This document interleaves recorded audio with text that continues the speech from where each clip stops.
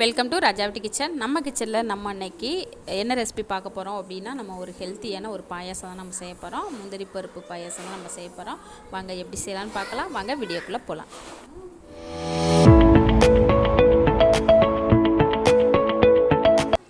நம்ம முந்திரி பருப்பு பாயாசம் செய்கிறதுக்காக ஃபஸ்ட்டாக நான் மிக்ஸி கப்பில் கொஞ்சமாக தேங்காய் எடுத்து நல்லா துருகுன மாதிரி நான் அரைச்சி எடுத்து வச்சுருக்கிறேன்.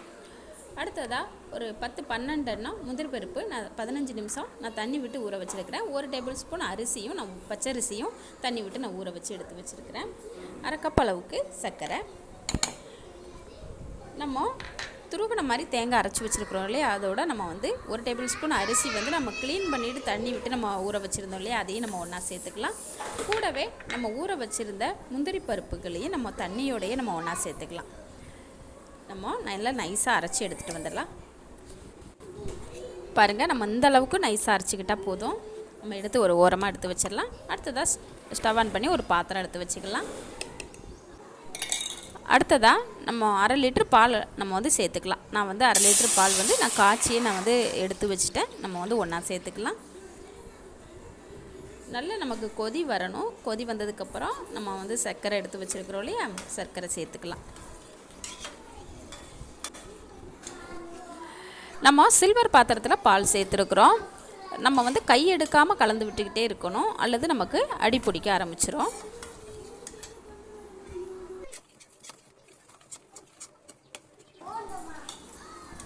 பாருங்கள், நமக்கு பால் நல்லா கொதி வந்துருச்சு. இந்த டைமில் நம்ம எடுத்து வச்சுருக்கிற சர்க்கரையை நம்ம ஒன்றா சேர்த்துக்கலாம். சேர்த்துட்டு நல்லா கலந்து விட்டுடலாம்.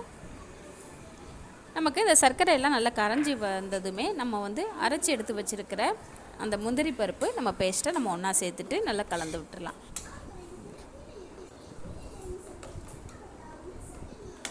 பாருங்கள், நமக்கு சர்க்கரை நல்லா கரைஞ்சி வந்துருச்சு. இந்த டைமில் நம்ம அரைச்சி எடுத்து வச்சுருக்கிற பேஸ்ட்டை நம்ம ஒன்றா சேர்த்துக்கலாம்.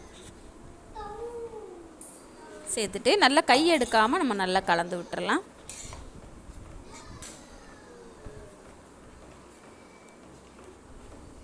நம்ம கலந்து விட விட நமக்கு நல்ல ஒரு திக்கான பக்குவத்துக்கு நமக்கு வந்துடும்.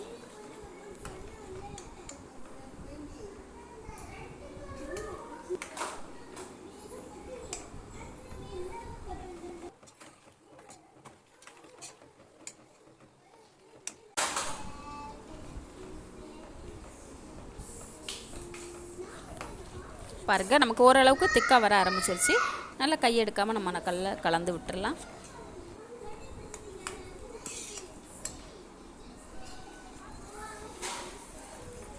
பாருங்கள், நமக்கு நல்ல கெட்டி பக்குவத்துக்கு வந்துருச்சு. இந்த டைமில் 1/4 டீஸ்பூன் அளவுக்கு நம்ம ஏலக்காய் தூள் சேர்த்துக்கலாம். சேர்த்துட்டு நல்லா கலந்து விட்டுடலாம்.